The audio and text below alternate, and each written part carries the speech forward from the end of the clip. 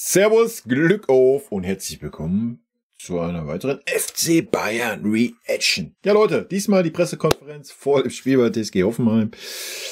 Ich denke mal, die erste Frage auf der PK wird mit Sicherheit sein: Herr Tuchel, sind Sie nächstes Jahr noch Trainer beim FC Bayern? Und wenn ich mir das Startbild so angucke hier, gerade auf der PK, hier,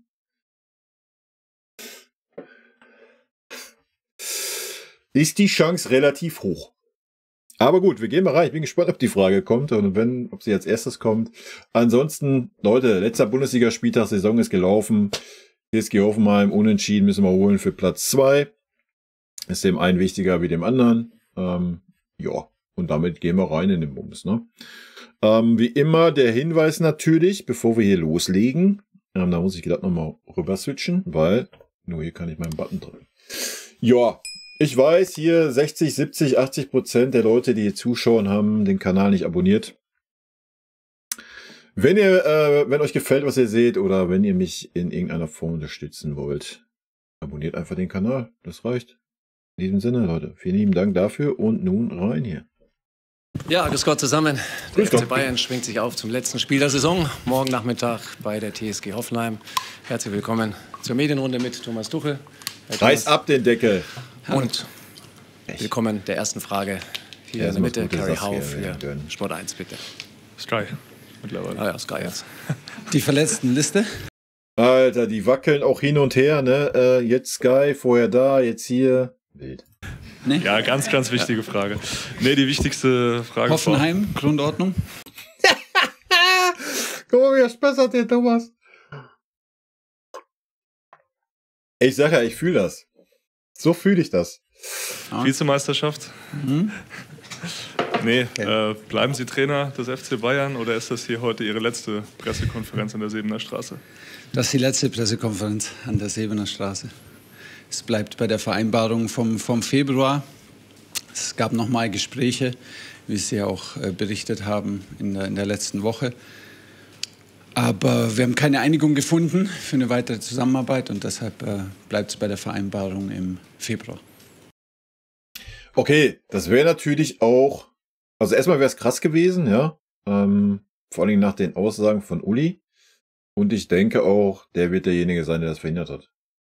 Ich denke, da brauchen wir uns alle nichts vormachen, oder? Kalle war schon immer Freund vom Tuchel.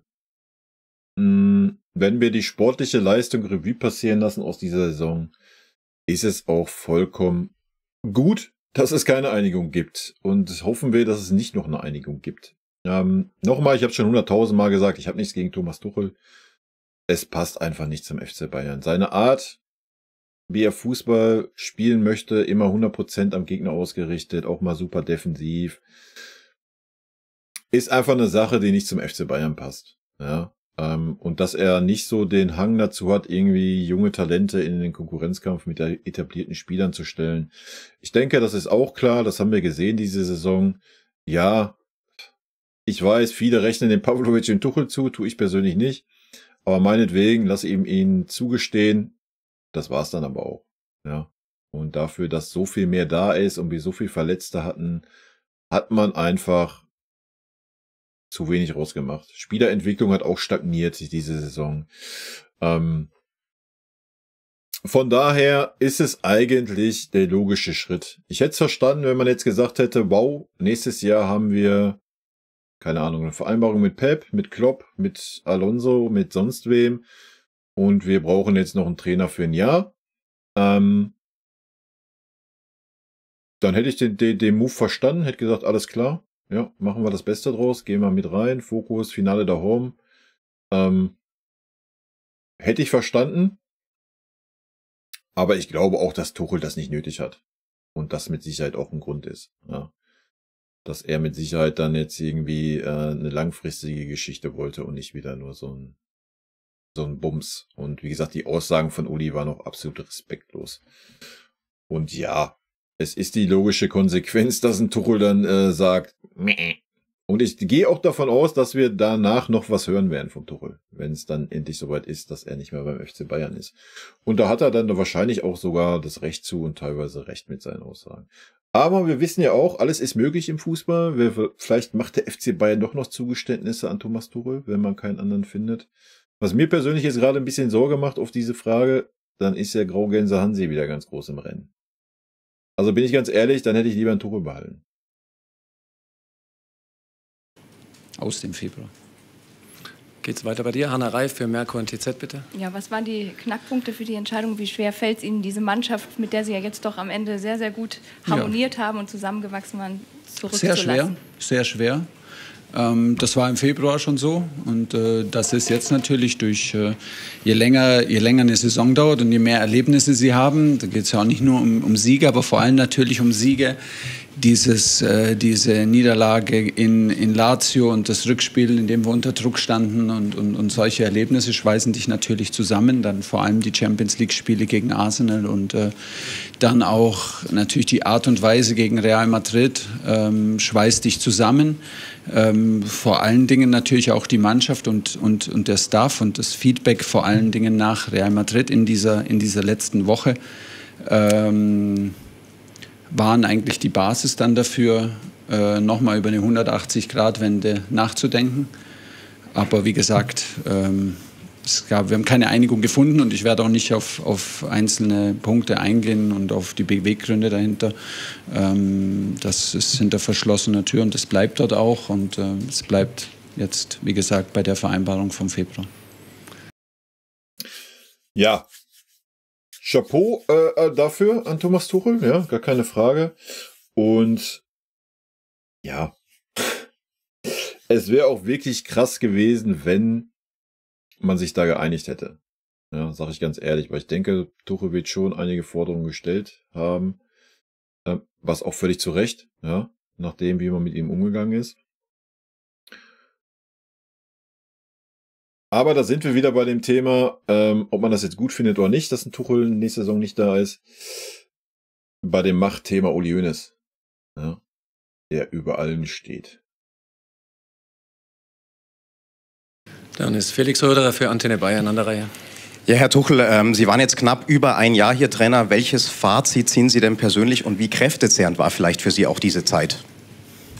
Nein, der Job braucht natürlich volle Energie, das ist doch klar, aber er gibt mir auch unheimlich viel Energie, weil es für mich immer noch viel mehr Privileg ist und meine große Leidenschaft und ein gutes Training.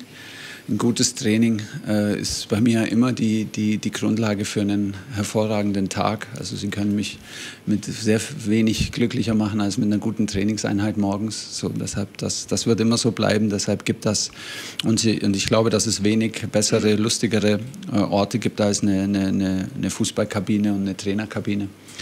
Deshalb gibt das viel Energie. Das ist nicht das Problem und es war nie das Problem. Wenn Sie oberflächlich oder schnell von außen drauf oder wenn Sie eine Saisonanalyse in einem Satz machen würden, dann kann man natürlich sagen, dass eine titellose Saison mit Bayern München nie zufriedenstellend ist. Da wird keiner massiv widersprechen, auch ich nicht. Wenn man sich ein bisschen Mühe gibt, vielleicht das Buch nicht nur auf der Titelseite zu lesen, sondern... Das tun wir. Bin ich gespannt, was jetzt sein Take ist, was er erreicht hat, weil ich sehe da keinen Take. Sorry. Titel, okay. Ich persönlich kann damit leben, dass man mal eine titellose Saison hat oder auch 2 oder 3, wenn man dann halt eine Entwicklung sieht in der Mannschaft. Die habe ich halt unter Tuchel leider einfach gar nicht gesehen. Ja. Bin gespannt, was er jetzt aufzählt oder sagt. Dann durchzublättern, quer zu lesen. Dann bleibt mit Sicherheit ein sehr enttäuschendes Abschneiden im DFB-Pokal. Da brauchen wir nicht drum rumreden. Das ist so. Da haben wir die volle Verantwortung dafür. Das war absolut ungenügend. In der Bundesliga sind wir Zweiter. Aktuell Zweiter, kämpfen um diesen zweiten Platz auch noch. Waren die ganze Saison, glaube ich, Erster oder Zweiter. Und haben eine Anzahl an Punkten geholt, die, glaube ich...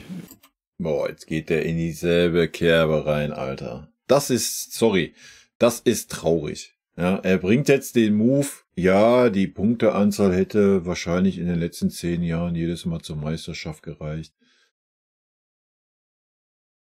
Ja, da sind wir bei 50% der Bayern-Fans, die genauso argumentieren. Sorry, das ist mir zu wenig. Ich dachte, er geht jetzt ein darauf, ob er ein Spielsystem integriert hätte, irgendeinen Spieler verbessert hat. Nee, er geht jetzt die einzelnen Wettbewerbe durch. Ja, DFB-Pokal eine Farce. Klar, wenn du so drauf guckst auf die Bundesliga, punktemäßig, ist es völlig okay. Halbfinale Champions League, super Erfolg, haben wir seit 4 Jahren nicht gehabt. Den Move macht er jetzt. Das ist mir zu wenig. Punkt. Ja, das ist mir zu wenig. Dass Leverkusen diesen Punkteschnitt hat, überhaupt, haben auch wir mit verschuldet, indem wir in Leverkusen einfach eine Farce dargeboten haben.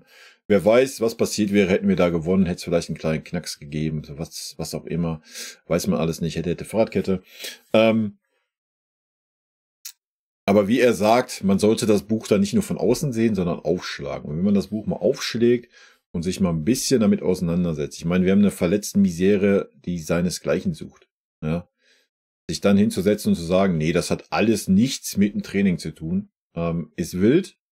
Ich will gar nicht sagen, dass Tuchel daran schuld ist oder das Training daran schuld ist, aber es wird auch ein Faktor sein. Es kann nicht sein, dass das nicht überhaupt kein Faktor sein soll.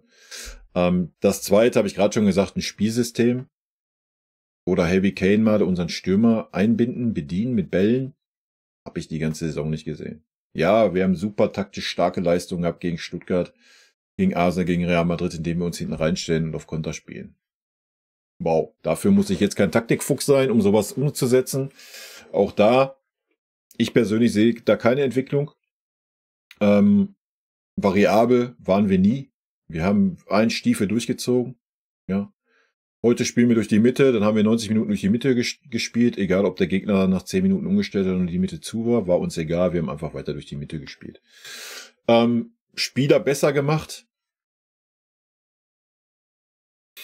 Okay, gestehen wir den Pavlovic dem Tuchel zu, was ich persönlich nicht tue, aber sei es drum, tu mir das. Ich denke, Harry Kane hat Harry Kane Leistung gebracht. Eric Dyer, weiß ich nicht, okay, vielleicht hat Tuchel da einen Anteil. Sind wir bei 2 Spielern, wo man sagen könnte, ja, hat Tuchel vielleicht besser gemacht. Alle anderen stagniert oder eher ins Minus gegangen. Aber vielleicht geht er noch drauf ein auf irgendwas. Ich kann es mir nicht vorstellen, er bringt jetzt auf jeden Fall gerade diesen Move mit den Punkten. Das ist schon, sorry, das ist dann das falsche Buch, was er gerade aufschlägt. Wenn das stimmt, 9 von 11 Mal in den letzten Jahren zur Meisterschaft gereicht hätte. In einer Situation mit... Sorry, Alter, nein, das kannst du, weiß ich nicht. Ist natürlich ein Fakt, ja, gar keine Frage. Es ist auch ein Fakt, dass Leverkusen eine außergewöhnliche Saison gespielt hat. Aber wenn man sich den Fußball anguckt, den wir diese Saison in der Bundesliga gezeigt haben, wenn man sich die Art der Niederlagen anguckt, wenn man sich aber vor allen Dingen auch die Art der Siege anguckt, wo wir in ganz, ganz vielen Spielen einfach nur gewonnen haben, gerade in der Hinrunde, weil Leroy Sané oder Harry Kane durch Einzelaktionen gepunktet haben. Sorry, dann ist das einfach zu wenig. Ja. Mit einer verletzten Thematik durch die Saison hindurch und in einer Situation, wo Bayer Leverkusen einfach sich geweigert hat zu verlieren, glaube ich, dann ist es mit einer Punkteanzahl, die wir geholt haben, wenn man das in die Perspektive für die Schwierigkeiten, die Unruhe und die verletzten Situationen, die wir hatten, glaube ich, keine Punkteanzahl, für die man sich schämen muss. Dann wirft das schon ein bisschen differenziertes Licht darauf. Da gebe ich ihm ja auch recht. Ja, das möchte ich ihm gar nicht absprechen, dass die Punkteanzahl jetzt nicht so schlecht ist. Nochmal, darum geht es nicht. Es geht nicht um die Punkteanzahl, es geht nicht um die Toreanzahl. Da könnten wir natürlich auch noch drauf eingehen. Wir haben viele Tore geschossen, haben aber super viele kassiert. Es geht einfach darum, welche Art Fußball wir gesehen haben unter Thomas Tuchel. Und das ist eine Katastrophe. Sorry, Leute. Ich habe diese Saison vielleicht 3, 4 Spiele gesehen, wo ich sage, wow, das waren mal gute Spiele. Ansonsten war es Gemurkse. Und das war noch nicht mal attraktives Gemurkse. Ja. Und das, nochmal, für mich persönlich einfach viel zu wenig. Ich habe nicht einmal eine Strategie gesehen, wo ich sage, jo, da erkennt man, das ist die Idee, wenn dann Gegner tief steht, Fünferkette, dann ist das die Idee, dass wir das tun. Nee, es gab keine. Und die Champions-League-Saison war bis zur 87. Minute in Madrid eine fast perfekte Champions-League-Saison. Und ich glaube, in Madrid in den letzten 7 Minuten zu verlieren, ist auch, das kann einfach passieren. Das weiß auch jeder, dass das passieren kann. Das kann man auch... Nee, auch da muss ich widersprechen. Ja, na klar, kannst du in Madrid verlieren. Klar, kann es auch mal passieren, dass Real Madrid in den letzten 7 Minuten 2 Tore macht. Aber guck doch mal an, wie. Und nein, das darf so nicht passieren. Guck dir die Wechsel vorher an. Nein. Nein, nein und nein. Nee, sehe ich komplett anders. Sorry. So hinnehmen, ohne sich auch da schämen zu müssen. Deshalb glaube ich... Schämen muss man sich nicht, wenn man im Halbfinale der Champions League gegen Real Madrid ausscheidet. Ja, nicht falsch verstehen. Natürlich muss man sich da nicht schämen. Alles ist gut. Ja. Nur auch da, wenn man, wie er sagt, das Buch mal aufschlägt, um sich mal das Spiel einzeln anschaut, auch das Hinspiel, ja, dann hat man das, was vielleicht gegen Arsenal noch erfolgreich war, diesen tollen Tuchel-Fußball, hat es dann versaut. Ja. Hätte man die Eier gehabt, im Hinspiel weiter auf das 3. und 4. Tor zu gehen, wäre man durch gewesen. 100%. Dann hätte ich es auch verstanden, wenn man dann nach Real Madrid fährt und sagt, ach komm, wir bunkern hinten alles zu, wir halten den Ball in den eigenen Reihen und lassen mal Real Madrid machen, ist uns doch egal, wenn die 2 Tore schießen. So, ja, klar, dann kannst du so argumentieren.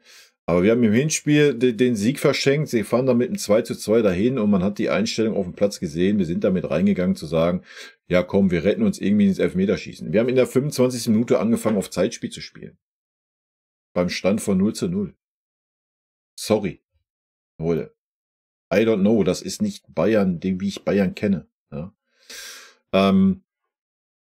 Aber den Move, der er gerade macht, natürlich, wenn du dir die nackten Zahlen anguckst, Bundesliga sehr wahrscheinlich Zweiter, mit der Punktzahl wärst du in den letzten 10 Jahren neunmal Meister geworden, Halbfinale Champions League, unglückliches Ausscheiden im DFB-Pokal, dann kannst du auch noch argumentieren gegen Saarbrücken, die noch 2 Bundesligisten rausgehauen haben. Alles gut.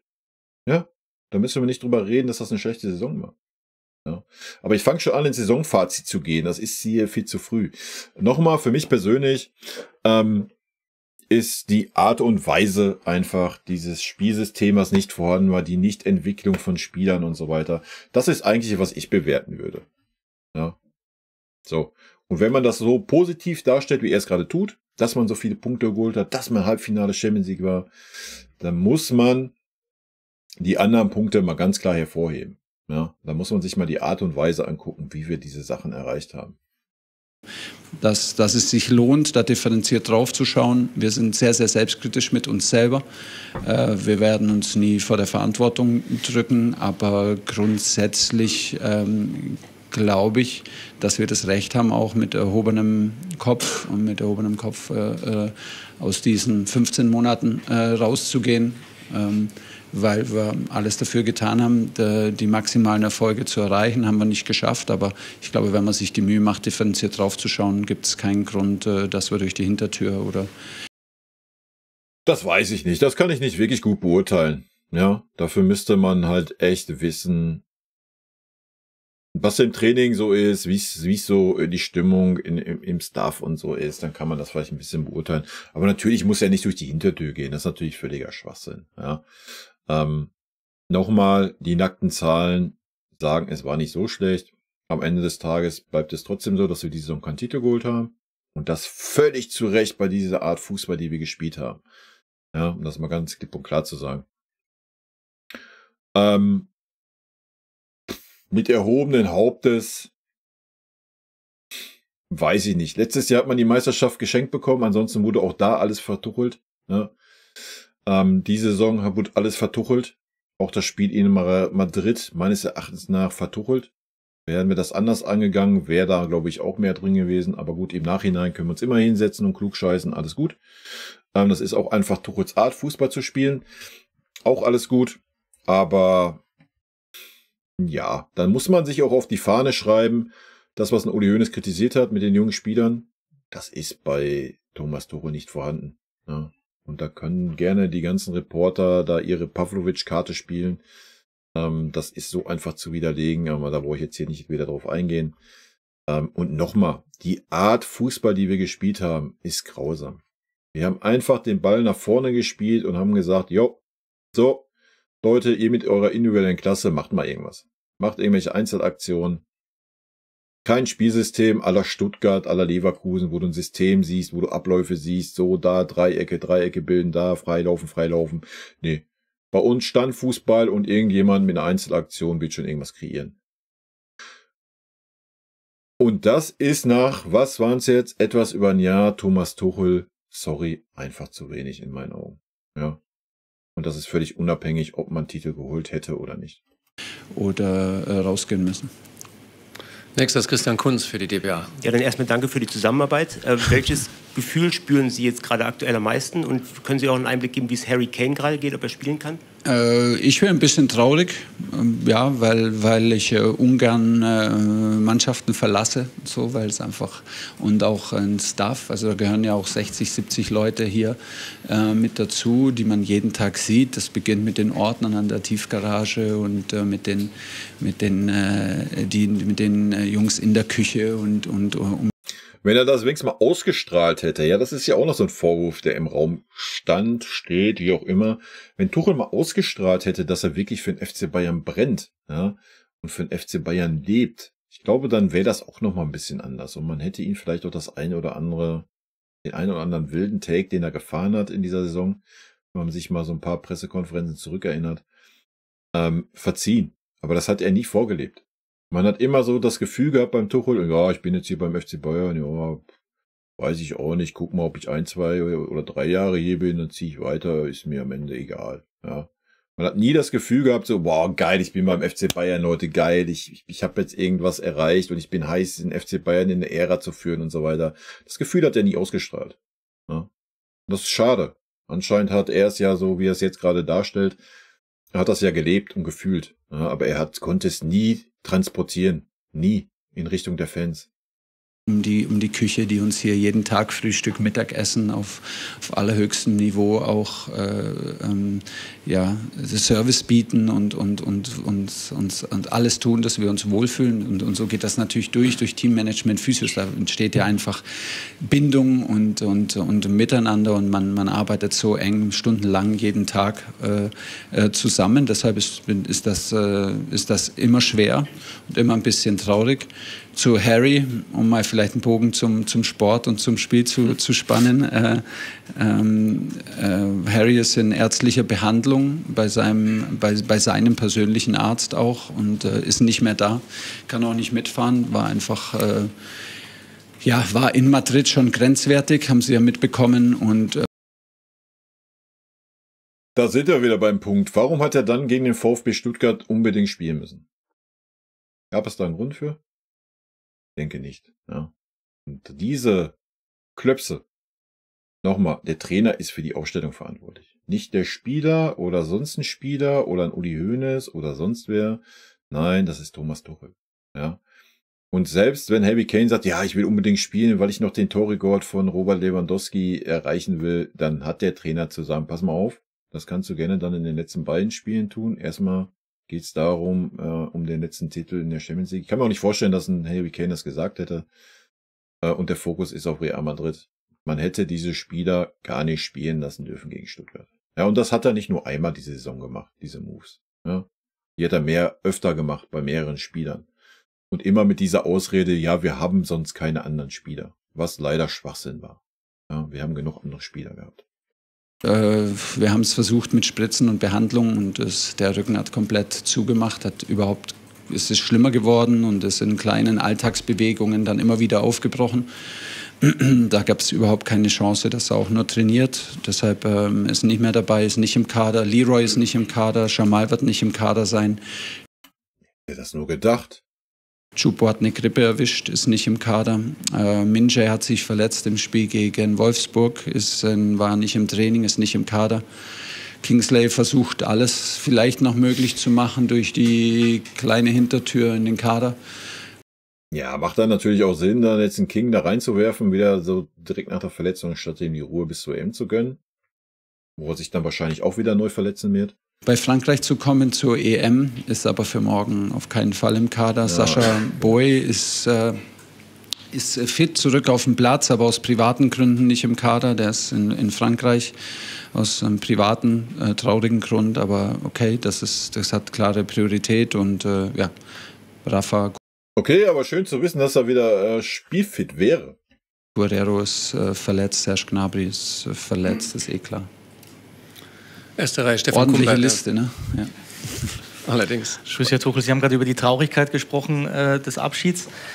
Gibt es denn auch so etwas wie Stolz oder Genugtuung, dass Ihre Arbeit jetzt also im Vergleich zu Februar deutlich anders und besser vom Verein bewertet wurde? Weil sonst hätte man ja nicht miteinander gesprochen. Ja, nee, also ich glaube, Stolz ist das falsche Wort, weil wir kommen tatsächlich jeden Tag auch in dem ganz klaren Mindset zur Arbeit, was sich sowieso nicht wie Arbeit anfühlt, um einfach voranzugehen, positive Energie reinzugeben und die beste Version von uns selber zu sein, die wir sein können. Und wir können sehr, sehr schwierig manchmal beeinflussen, wie das von außen bewertet wird. Deshalb ist natürlich auch die Kunst, sich davon frei zu machen. Das geht mal besser und mal schlechter. Aber das ist nach wie vor in meiner Überzeugung die große Kunst, sich als Trainer von diesen Bewertungen frei zu machen, weil es eben nicht um Stolz geht, es geht nicht um Ego, es geht nicht darum, irgendwie Gewinner zu sein. Es geht darum, jeden Tag den Beruf, diese Leidenschaft mit ganzer Leidenschaft zu leben und das auch so. Da gehe ich 100% mit, was er sagt. Ja. Ich habe es ja gerade schon mal gesagt, leider konnte er es, zumindest für mich persönlich jetzt, nie transportieren, dass er das so lebt und dass er auch den FC Bayern so fühlt. Konnte er leider nie transportieren. Ich meine, er hat es auch vorher schon oft genug gesagt, dass es so ist, aber er konnte es nie transportieren, Leute. Ja. Was schade ist. Vielleicht lag es auch daran, dass man ihn im Februar schon entlassen hat. Ja, dass man dann auch irgendwie so sagt, oh, weißt du was, ich habe nicht wirklich Bock, kann ich verstehen. Auch sehr wahrscheinlich hat man ihn unter Kahn und Brazzo andere Versprechungen gemacht, ja, dass er dann da auch ein bisschen bockig war. Ich denke, auch das haben wir gesehen.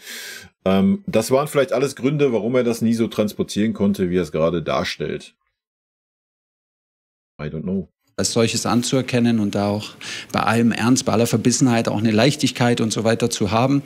Und ich glaube, dass wir da immer unsere Spuren hinterlassen mit jedem Staff und mit allen, denen wir bisher begegnet sind. Und das glaube ich, ist hier auch passiert auf einer sehr freundschaftlichen und kollegialen und positiven Art und Weise. Und deshalb ist das mehr wert als die Bewertung von außerhalb. Wir alle, glaube ich, sind immer froh, wenn es positive Anerkennung gibt, aber das darf nicht der treibende Grund sein, das darf nicht die treibende Motivation sein und ist es auch nicht. Da stimme ich ihm auch zu. Ja, es ist scheißegal, was ich hier laber, was irgendein anderer Fan labert, was irgendein Experte labert. Das muss ein Trainer wie ein Thomas Tuchel einfach am Arsch vorbeigehen. Ja, da stimme ich ihm 100% zu. Ja, das hat ihn einfach nicht zu interessieren. Es ist genauso wie in den Kommentaren bei mir, positiv und negativ. Am Ende des Tages darf es mich auch nicht beeinflussen, darf mich nicht interessieren. Und genauso muss er das auch handeln. Und das tut er ja auch, wie er selber sagt. In der letzten Reihe, Philipp. Klappt mal besser, mal schlechter, wie bei mir auch. Ich denke, seine Phase mit Didi, wo er da aus der Haut gefahren ist, was völlig verständlich war übrigens, ja, konnte ich voll nachfühlen. Aber da hat man ja auch gesehen, dass es ihn nicht immer kalt lässt. Schneider für die Süddeutsche Zeitung. Hallo, Herr Tuchel. Servus. Servus. Kann es vielleicht sein, dass Sie denken, die Entscheidung zum FC Bayern zu kommen, die war eigentlich goldrichtig, bloß der Zeitpunkt, der war so ein bisschen kompliziert. Also wenn man sich mal Ihre ganze Zeit anschaut, sind Sie in einen Club geraten, der sich massiv im hierarchischen Umbruch befand und eigentlich immer noch befindet. Sie hatten permanent wechselnde Ansprechpartner. Ja. Wir erinnern uns an den Transferausschuss im Sommer, der Ihr Ansprechpartner war, wo ziemlich viele Menschen drin saßen. Und jetzt haben Sie in Max Eberl und Christoph Freund jemanden, nehme ich mal an, wo es richtig Spaß macht, irgendwie mit denen zusammenzuarbeiten. Und woran hat es jetzt gescheitert? Also Eberl und Freund wollten doch garantiert weitermachen. Ist es immer noch dieser Umbruch, der einfach noch nicht vollzogen ist in dem Club? Ja und nein.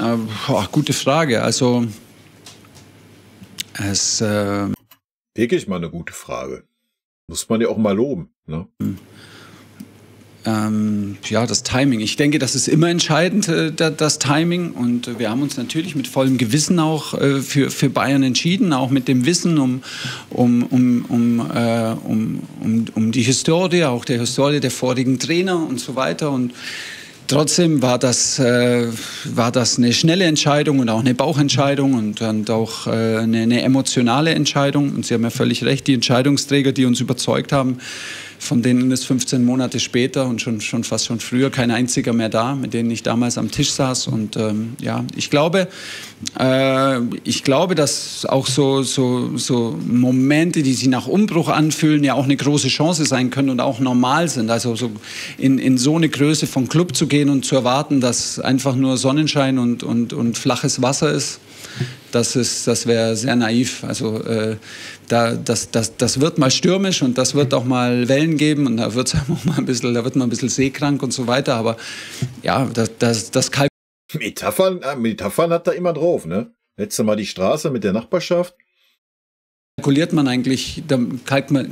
schon ein. Jetzt war die Entscheidung getroffen im Februar. Deshalb können Sie sich vielleicht auch vorstellen, dass mein Kopf eigentlich seit Februar, nachdem das verarbeitet war, okay, das war natürlich auch meine Aufgabe, das dann abzuhaken, dem nicht nachzutrauern. Deshalb war meine Entscheidung zu 1000% dann getroffen natürlich und ich habe das auch verarbeitet und damit angefreundet. Das war einfach so. Das ist ja auch alles auf einem sehr hohen Niveau und da muss ja auch keiner Mitleid haben und so weiter, aber man muss das halt dann verdauen und nach vorne schauen. Und deshalb war klar, okay, unsere Wege trennen sich. Und das hat sich jetzt irgendwie in der letzten Woche dann nochmal, gab es eigentlich erst die theoretische Möglichkeit, da eine 180-Grad-Wende zu machen, weil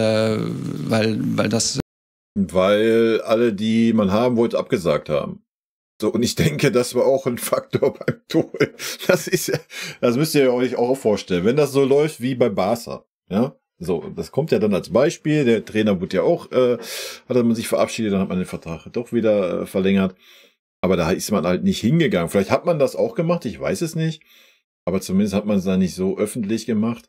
So wie es ein Uli Hoeneß getan hat, der gesagt hat, ja, wir haben mit dem gesprochen, jetzt sprechen wir mit dem und dann sprechen wir mit dem nächsten.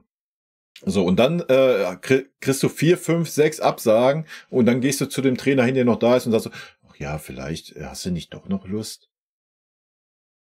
Leute, ja. Also eigentlich wäre es dann auch echt ein Armutszeugnis für einen Tuchel gewesen, wenn er gesagt hätte, ach ja, na klar, sicher, ich mache hier noch ein Jahr den Notnagel für euch. Plötzlich, weil das plötzlich die Möglichkeit habe und die Initiative auch nochmal vom Club kam. Und die Gründe sind, ich weiß gar nicht, sie sind, glaube ich, tatsächlich auch nur minimal. Und wieso das dann so passieren musste, wieso wir uns überhaupt trennen, also wieso auch die Entscheidung im Februar getroffen wurde, vielleicht sind die auch gar nicht so klar, dass man die so genau benennen kann. Keine Ahnung, aber es ist wie es ist und das ist gut so. Dann ist die Bild-Zeitung in der Reihe, David Fairhoff. Ja, das ist natürlich schade, dass wir da nicht wirklich drin sind, ne? Das würde mich halt auch mal interessieren. Er sagt ja gerade selber, dass er die Gründe gar nicht selber so richtig kennt. Und ja, wir wissen alle, was der Grund ist. Der Grund ist Uli Hoeneß, der gesagt hat, nee, den mag ich nicht. Weg. Hallo Herr Tuchel, jetzt wo wir das letzte Mal hier zusammensitzen, gab es denn eigentlich noch mal eine Aussprache mit Uli Hoeneß über das ganze Thema, über die Kritik? Sie haben ja gesagt, eigentlich ist es so absurd gewesen, die Kritik, dass Sie eigentlich gar keine Notwendigkeit sehen. Gab es die Notwendigkeit doch?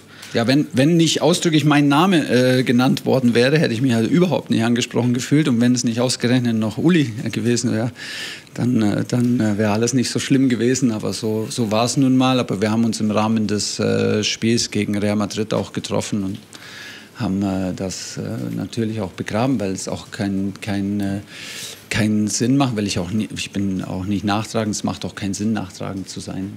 Passt. Haben wir noch 1, 2 andere Themen vielleicht? Mario Krischl für einen Kicker? Ja, bestimmt. Okay. Ja, okay. Vielleicht eine kurze Nachfrage zu Harry Kane. Sie sagen, der ist nicht mehr da. Ja. Ist er in England dann jetzt? Oder? Im Ausland. Im Ausland, okay. Noch eine andere Frage. Leon Goretzka wurde nicht nominiert für die EM. Haben Sie mit ihm noch mal gesprochen oder hat er jetzt irgendwie einen besonders traurigen... Was soll der Tore wie die sprechen, wenn er nächstes Jahr nicht mehr da ist, Alter? Eindruck gemacht im Training, oder? Nee, er wusste auch schon ein bisschen vorher. Ich persönlich habe jetzt nicht mit ihm gesprochen, aber meine Assistenten haben mit ihm gesprochen. Das ist, glaube ich, auch so ein Problem, ne? Was er sich vorwerfen lassen muss. Das hören wir ja nicht zum ersten Mal. Ja, ich persönlich habe jetzt nicht mit ihm gesprochen, auch meine Co-Trainer. Vielleicht ist er auch ein bisschen zu unnahbar für diese Mannschaft gewesen, für den einen oder anderen Spieler. Ja, wenn man das jetzt so von außen betrachtet, ist immer schwer zu sagen.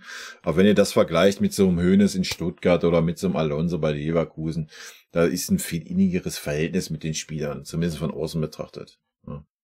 Gesprochen auch nochmal und ansonsten, ich glaube, ja, ich habe auch wirklich irgendwie, weiß nicht, ob das hilft, viel mit ihm zu reden. Wir kennen seine Enttäuschung, wir kennen seine Ambitionen. Wir sind der Überzeugung, dass er eine sehr ordentliche, gute Saison für uns gespielt hat, auch vor allem in den Phasen, als er schon mal nicht nominiert wurde, dann nochmal nicht, dann war er wieder dabei, dann war er wieder nicht dabei. Aber die Phase war wirklich schwach dann vom Leon. Das muss man leider, das sehe ich komplett anders. Also bei der Nicht-Nominierung, da war der echt erstmal die nächste Zeit, hast du das Gefühl gehabt, so, ja, ich weiß auch nicht, ich habe jetzt keine Lust mehr. Ja. Da hätte er einfach mal richtig Feuer zeigen sollen. Er hat sich danach wieder gefangen, gar keine Frage. Da hat er 2, 3 sehr, sehr gute Spiele gemacht. Weiß ich nicht. Leon ist halt auch. Aber da gehen wir nächste Woche mal drauf ein, wenn es in die Saisonanalyse für die einzelnen Spieler geht. Dabei, eigentlich war er in der Phase sehr, sehr stark und nicht eigentlich in der Phase war er sehr, sehr gut und sehr wichtig für uns, auch in mehreren unterschiedlichen Rollen. Und ja, die Entscheidung kam ja leider nicht ganz überraschend. Es hat sich angedeutet. Ich bin überzeugt davon, dass Leon alles dafür getan hat, dabei zu sein. Ich glaube, dass er nach wie vor eine Resthoffnung hat. Es kann immer alles passieren. Er hat alles dafür getan. Deshalb. Naja, also wenn wir es nüchtern betrachten, auf die Saison gesehen, sorry Leon, hat er es eigentlich sportlich auch nicht verdient, in dieser Mannschaft dabei zu sein. Ja, ich weiß jetzt nicht, wer sonst nominiert wurde, keine Ahnung. Bin da jetzt nicht so im Nationalmannschaftsthema drin, aber wenn ich seine Leistung beim FC Bayern sehe, kann ich das schon nachvollziehen, dass man ihn nicht nominiert. Deshalb ist die Enttäuschung natürlich sehr, sehr groß. Und ja, wir versuchen ihm jetzt eigentlich mehr oder weniger normal zu begegnen und ja, dann nicht auch nochmal ständig, ich zumindest nicht nochmal ständig das zu thematisieren, das wurmt ihn und das trifft ihn und das ist eine große Enttäuschung, das war ein riesengroßes Ziel von ihm. Ja, das dauert jetzt wahrscheinlich eine Weile, bis er das verdaut hat. Machen wir die letzten Fragen bitte, Florian Schiemark für Munich Online. Grüß Gott, Herr Tuchel. Jetzt, wenn wir gerade bei anderen Themen sind, Kadernominierung, da sind Manuel Neuer und Alexander Nübel nominiert worden von Julian Nagelsmann. Da wurde ja jetzt gesagt, dass es nicht das beste Verhältnis war. Sie haben es ein bisschen mitbekommen. Können Sie uns da einen Einblick geben, wie die beiden sich beim FC Bayern verstanden haben? Ich habe das nie so mitbekommen. Alex Nübel war ja in der Vorbereitung hier mit bei uns. Er war, glaube ich, auch mit am Tegernsee. Ja, gut verstanden. Und ich habe Alex als netten Kerl kennengelernt, totaler Teamplayer und alles nette und feine Kerle bei uns. Sehr, sehr zuvorkommend, sehr professionell. Da gab es überhaupt keine Vorbehalte, die ich wahrgenommen hätte. Ich glaube, dass auch gerade in der Kadernominierung, es wurde ja mehrmals betont über die letzten Monate von Julian, dass es auch um Harmonie geht, um Rollenverständnis geht. Und ich glaube, dass diese Nachnominierung auch gemeinsam mit Manuel der letzte Beweis ist, dass die beiden gut miteinander können. Ich glaube, die sportliche Situation für Alex war ja immer klar. Oder die ist ihm sehr klar geworden, wahrscheinlich als er dann hier war, dass solange Manu da ist, der Parkplatz da besetzt ist. Und ja, deshalb, aber glaube ich, persönlich zwischen den beiden habe ich das nie gespürt. Dann ist die Online noch bitte an der Reihe. Ja, ich wollte auch noch gerne eine Frage zur Nominierung stellen. Alexander Pavlovic ist dabei. Ja. Was bedeutet das für ihn, aber vielleicht auch für Sie? Sie haben ja auch einen großen Anteil. Ist er so ein bisschen, ich sag mal, Ihr Vermächtnis hier an den FC Bayern? Ein die einen sagen so, die anderen so.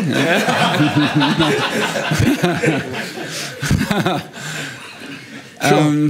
Wir konnten die Nominierung nicht verhindern. Ja.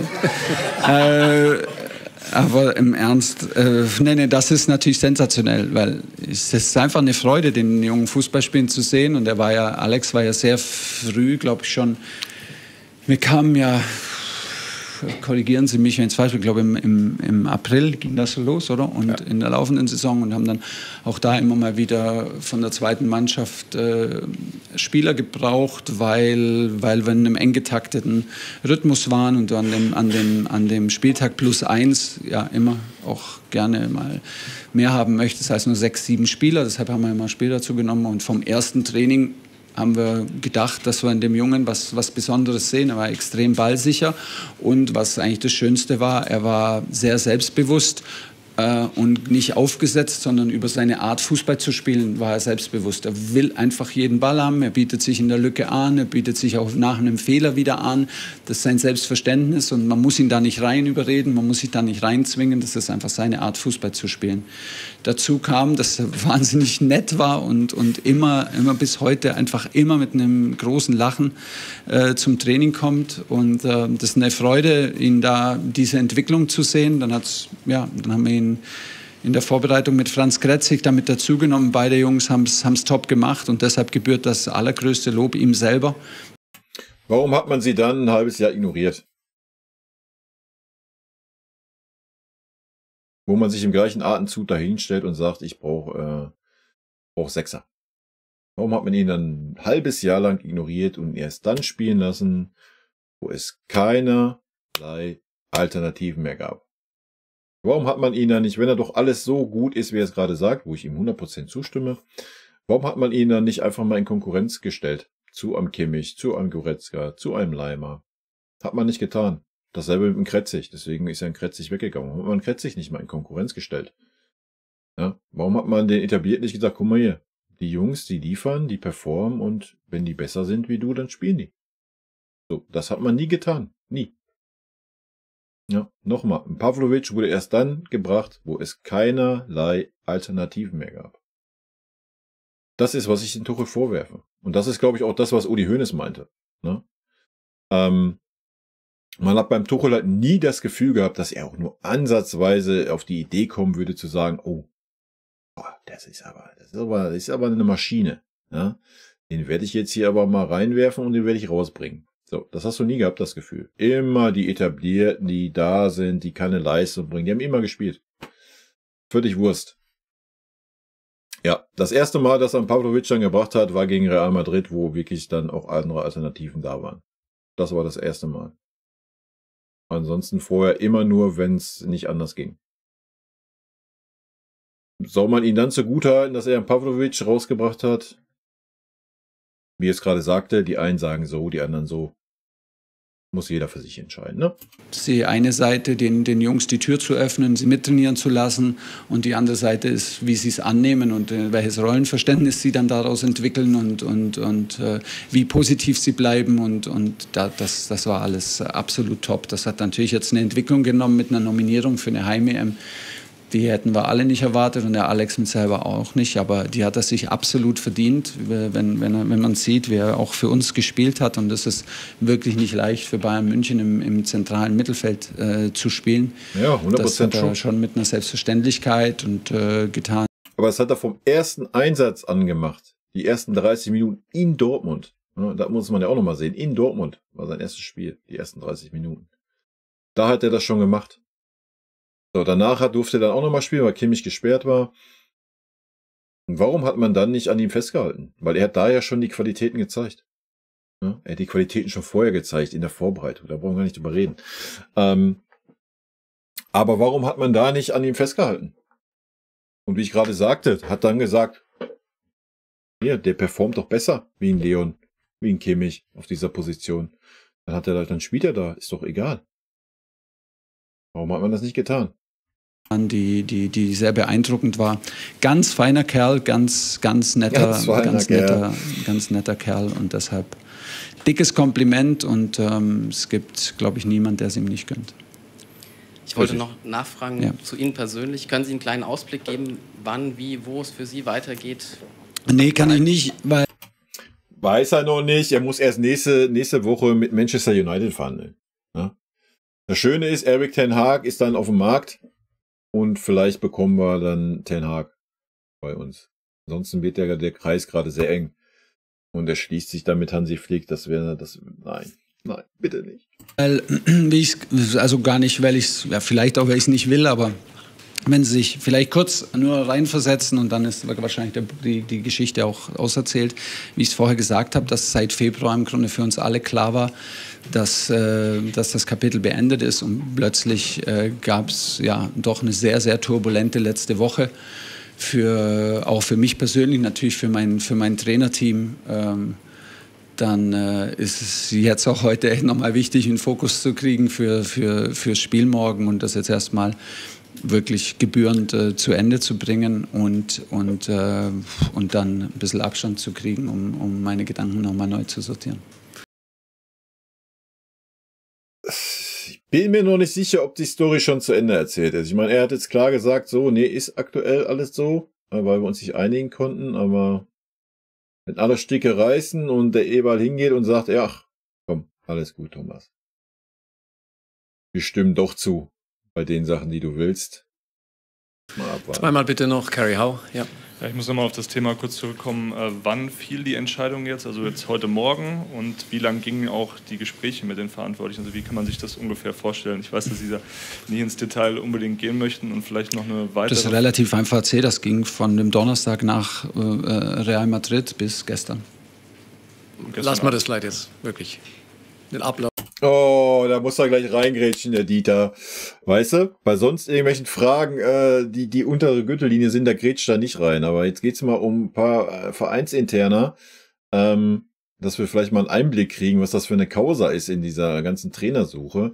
Da grätscht er gleich rein, oder was? Also von Donnerstag bis gestern. Also eine Woche lang hat man jetzt rumgeeiert, versucht, ihn zu überreden, oder was? Und Tuchel hat völlig zu Recht, ja, nochmal, wie man ihn behandelt hat, gerade auch von Uli Hoeneß und sowas, das gehört sich nicht. Und dass er da am längeren Hebel sitzt und dann jetzt gesagt hat, ja, dann will ich aber das. Völlig legitim und verständlich. Nochmal. Man darf ja nicht vergessen, man hat ihn im Februar, man sieht ja gerade das trotzige Gesicht, passt ja eins an. Man hat ihn im Februar gekündigt, hat dann jetzt mit 5, 6 Trainern gesprochen, die alle gesagt haben, ich mag das nicht. Und dann geht man wieder zum Tuchel. Und dann ist ja wohl klar, dass er sagt, ja, dann pass mal auf. Dann will ich aber hier A, B, C, D, E, F, G, Alter. Auf die Thematik ist doch ausreichend besprochen. Aber grundsätzlich noch ein Thema, weil das hier auch, also man sagt ja auch, viele Köche verderben den Brei und der Kollege hat es ja auch schon angesprochen, Transferausschuss wurde viel sehr spät dann auch angegangen, das Thema mit dem Sechser zum Beispiel. Es wäre mal so legendär, wenn er einfach mal jetzt den Uli Hoeneß-Take da gebracht hätte, ne? Aber dann wäre der Dieter wahrscheinlich gleich dazwischen gegrätscht. Hat Sie das vielleicht noch ein bisschen beeinträchtigt oder negativ beeinflusst, weil es ja schon in England so war mit dem Teammanager-Modell, dass man da als Manager, als Trainer auch einfach die Wünsche ein bisschen klarer ausdrücken kann und die einem auch vielleicht schneller erfüllt werden, als jetzt hier diese extra Runden zu drehen? Ja, ich habe das in England so allerdings auch nicht erlebt. Also es gibt dieses, klar, das nennt man dort Manager oder ja, aber es war auch bei Chelsea niemals so und in keinem Club, weil es auch nicht mein Verständnis ist, dass ich irgendwie einen Zettel abgebe oder einen Spielernamen sage und sage, okay, jetzt könnt ihr mir den holen und ansonsten keine Ahnung, kann ich nicht mehr trainieren oder bin ich weg oder sonst was. Das war auch in England nicht so. Es war auch immer meine Intention, und in diesen 8 oder 10 Wochen der Transferphase natürlich gemeinsam damals noch mit Marco Neppe und all denen, die da mit dabei waren, das Bestmögliche aus Trainersicht für die Mannschaft durchzusetzen oder mich dafür einzusetzen. Immer in dem Bewusstsein, dass es unterschiedliche Meinungen gibt, dass es wirtschaftliche Zwänge gibt, dass so viele Parteien auch ein Interesse haben, und da meine ich gar nicht jetzt bei uns, sondern wir als Club, der abgebende Verein, der Spieler, der Agent, das sind ja so viele Dinge, die passen müssen. Ich glaube, es ist kein Geheimnis, dass je kleiner der Kreis ist, umso effektiver kann gearbeitet werden und umso schneller können Entscheidungen getroffen werden, neue Entscheidungen auch getroffen werden, umso schneller bekommt man Feedback und kann auch reagieren. Das ist auf jeden Fall so, aber ja, also bevor wir das, ich habe da auch gar keinen Grund, mich darüber zu beschweren. Ich bin bis heute vielleicht sogar ein bisschen stolz, aber sehr froh, dass ich unnachgiebig war bei dem Thema Harry Kane, dass ich das mit Brazzo damals noch angeleiert habe und Brazzo damit infiziert habe mit dem Feuer und dass wir da dran geblieben sind und alles dafür getan haben, dass wir zu Harry mal gehen und ihn mal persönlich kennenlernen, um den Stein da ins Rollen zu bringen und dass ich da hart geblieben bin, auch im Transferausschuss und so weiter. Deshalb, das ist nicht so, dass man da Wünsche sagt und andere sagen, nee, so machen wir es nicht und machen wir genau im Gegenteil. Das ist immer ein Austausch, das ist für mich immer sachlich, das ist immer zielgerichtet, das ist immer mit dem Mittelpunkt, die Mannschaft zu verbessern aus Trainersicht, und da kann es natürlich immer auch in einem kleinen Gremium und auch in unterschiedlichen Konstellationen unterschiedliche Meinungen geben. Das ist kein Problem. Das ist auch kein Problem, meinen Spieler nicht zu kriegen und das wirkt auch, das hat weder im Februar eine Rolle gespielt, noch jetzt. Dann machen wir Schluss. Danke, Thomas. Danke euch. Bis morgen. Ciao, bis morgen. Ja, weiß ich jetzt nicht, ob das so ist. Also Tuchel wirkte schon sehr angefressen, dass er nicht den Sechser bekommen hat, den er unbedingt wollte. Ich denke, so fair muss man dann auch sein. Ansonsten, ja, ich glaube auch nicht, dass das jetzt so der ausschlaggebende Punkt ist. Gut, Leute, das war offensichtlich die vorletzte PK von Thomas Tuchel. Man weiß ja nie, vielleicht kriegt er noch die Zugeständnisse, die er fordert, ich weiß es nicht. Anscheinend hat man sie jetzt eher gesagt, oder er hat jetzt klipp und klar gesagt, es gibt keine weitere Zusammenarbeit, vielleicht ist das Thema ad acta gelegt. Dann wird wahrscheinlich Hansi Flick die Tage wieder auftauchen. Wild. Also wir geben Bild ab, das hat sich jetzt leider auch nicht geändert. Bei dieser Trainersuche, ja, ich bleib dabei, was eine Farce ist und was dem FC Bayern unwürdig ist. Ansonsten, wir haben noch eine PK, aber wir können uns an dieser Stelle ja auch schon mal bei Thomas Tuchel bedanken, dass er unser Trainer war. Es gibt viel zu kritisieren, ja. Wir haben es aber vorhin gehört von ihm, das Buch, wenn man rein die Punkte sieht, das Halbfinale der Champions League, dann war das jetzt nicht irgendwie unterirdisch oder sowas. Ja, aber da werde ich dann in dem Video zum Saisonfazit zum Trainer ein bisschen ausführlicher drauf eingehen. Leute, rot-weiße Grüße gehen raus. In diesem Sinne, hoffen wir auf ein schönes abschließendes Spiel morgen und ja, alles Gute für Thomas Tuchel weiterhin, ne? Vielen lieben Dank, dass ihr euch das Video bis zum Ende angeschaut habt. Vielen lieben Dank für euren Support. Wie immer, lasst gerne einen Daumen da. Ich freue mich auch über jeden Kommentar, der geschrieben wird. Und in diesem Sinne nochmal rot-weiße Grüße gehen raus. Und jetzt zum Abschied noch ein paar nette O-Töne von unseren vergangenen Trainern. Ein dicker Kuss von der Trainer von der Meister. Was das Allerwichtigste ist, weil wir wissen, dass er ein guter Kerl ist. Wir sind schockverliebt in meine Mannschaft. Also ich fand, das hat Spaß gemacht zu coachen. Ein Trainer ist ein Idiot. Ein Trainer sehe, was passiert im Platz. Dahin bist du eher Trainer und wenn du viele Spiele hast, bist du mehr Coach als Trainer und ich bin schon lieber Trainer als Coach. Geiler Satz. Magic.